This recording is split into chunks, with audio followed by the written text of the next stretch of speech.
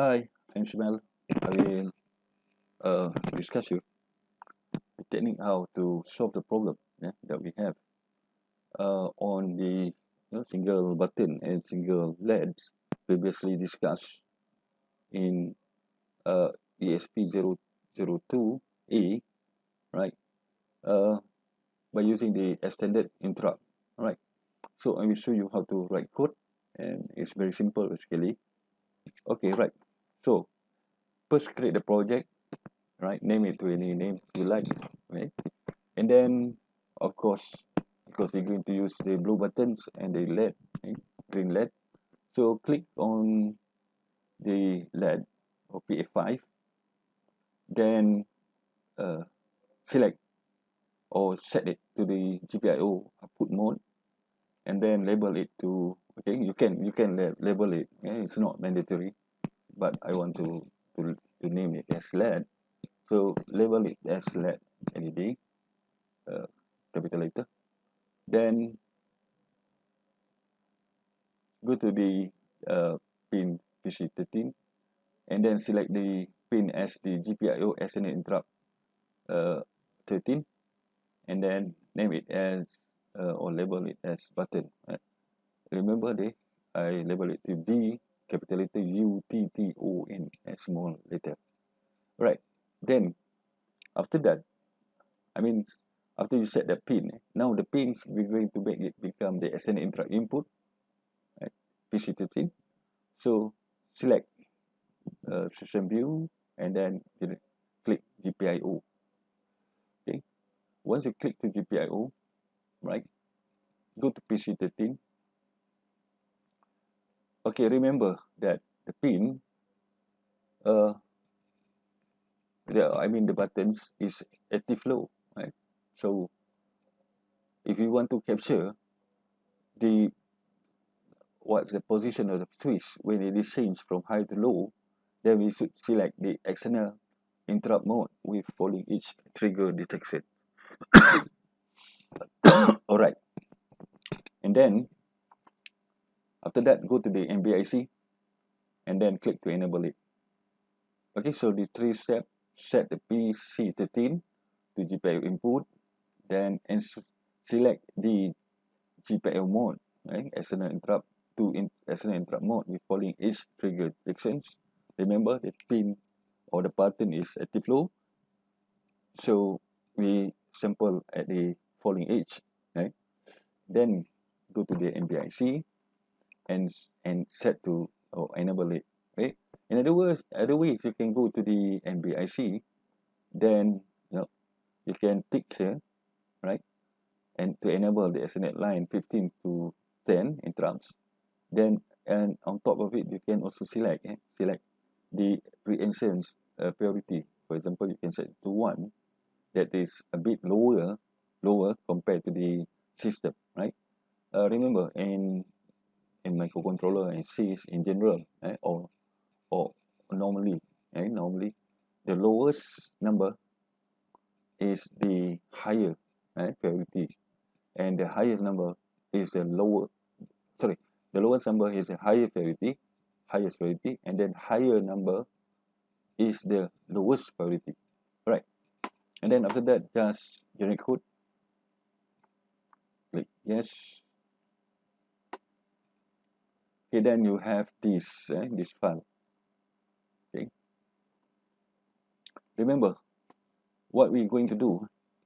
So this is the problem, and actually the flowchart look nice, but the code isn't works because of, as we told already, that most the processor's time is taken or used by the delay, right? So just 0.0001% maybe being used for the to capture the switch. So it's not possible for us to press a button and to toggle the LED by the button. So we can do code like this, right? So after the initialization, for example, here we want to set the LED to low, and then after a few seconds, then or we can delete it first, then after that when we toggle it. Okay, so I will write down code that we delay first 2000 milliseconds, and then after that toggle it. Alright, so we go here. So now I go to the main. Alright, so first thing first, we're going to off the LED. Right,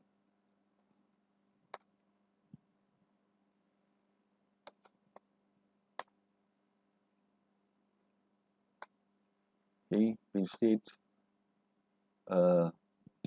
GPIO underscore pin underscore, okay, remember the pin is active low, so actify, sorry, actify, so it must be reset to off the LED. So this is to off the LED. Then after that, then spare time for delay, so type HAL underscore DL, control space, make it become 2000, so 2000 milliseconds, waiting there, and then after that toggle the LED. So we can type HAL underscore GPIO underscore T, toggle for the LED, put the space, port, right, then LED, put the space, select pin, right. So that's all code in the main, what we see here. So we did the initializations by off the by off the LED, and then toggle delay and toggle the LED. So I changed the arrangement of the delay and the LED. Alright. Okay, after that, then just save this one first. Then minimize the projects, right? View.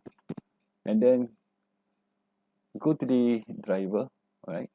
Driver, expand it, and then expand again the HAL driver and expand the source. Then from here, go to the HAL GPIO.c, double click to open, left click, right? Then okay, I need to make it smaller, a little bit smaller, simple. Okay, then we go to the window, show view, and then click the outline. Okay, from here you can have a lot of API, application program interface, application programming interface, API stand for, so a lot of API. Actually, API is just the functions, right? Click on the callback as an interact callback.